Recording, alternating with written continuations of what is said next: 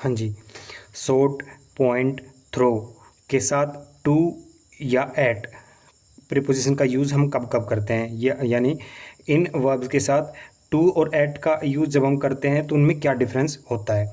तो टू का यूज़ हम तब करते हैं जब सब्जेक्ट के एक्शन के लिए जो लैंडमार्क है वो एक रिसीवर की तरह हो। जब लैंडमार्क को एक रिसीवर की तरह अगर दिखाना हो तो हम टू का यूज़ करेंगे। वहीं पर अगर सब्जेक्ट का जो लैंडमार्क है वो एक टारगेट की तरह अगर हो तो हम एट का यूज़ करेंगे।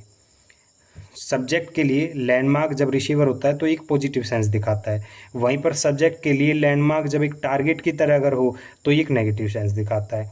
जैसे आई सोटेड टू सीमा, अब सीमा यहाँ पर लैंडमार्क है, आई यहाँ पर सब्जेक्ट है, सोट यहाँ पर एक्शन है, तो ये इसका रिसीवर है। क्योंकि इन दोनों के बीच में डिस्टेंस ज़्यादा है इसलिए वो उस पर तेज़ी से बोल रहा है ताकि जो उसकी आवाज़ है वो उस तक पहुंच पाए। वहीं पर ही just keep shooting at me, me यहाँ पर लैंडमार्क है, ही यहाँ पर सब्जेक्ट है, ये इस पर चिल्ला रहा है। इवन दो आई हैड ओपोलाइज, ओपोलाइज के बाद भी, तो ये एक नेगेटिव सेंस दिखाता है। वहीं पर सी पॉइंटेड टू द स्काई, अब स्काई यहाँ पर लैंडमार्क है, सी यहाँ पर सब्जेक्ट है, पॉइंट यहाँ पर एक्शन है, तो ये इसका रिसीवर है एक नॉर्मल वे में।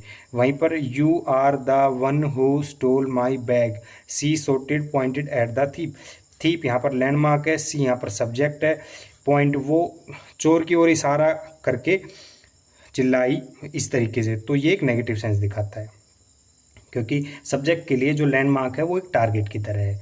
वहीं she threw the ball to him, he caught it, अब सी यहाँ पर सब्जेक्ट है, हिम यहाँ पर लैंडमार्क है, थ्रू यहाँ पर एक्शन है, ठीक है। तो जो लैंडमार्क है वो सब्जेक्ट के एक्शन का रिसीवर है, तो ये एक पॉजिटिव सेंस दिखाता है। वहीं she was so angry with her husband that she threw her wedding ring at him, अब हिम यहाँ पर लैंडमार्क है, सी यहाँ पर सब्जेक्ट है, ठीक है। तो सब्जेक्ट ये एक्शन है, सब्जेक्ट के एक्शन का टारगेट की तरह है लैंडमार्क, तो ये एक नेगेटिव सेंस दिखाता है।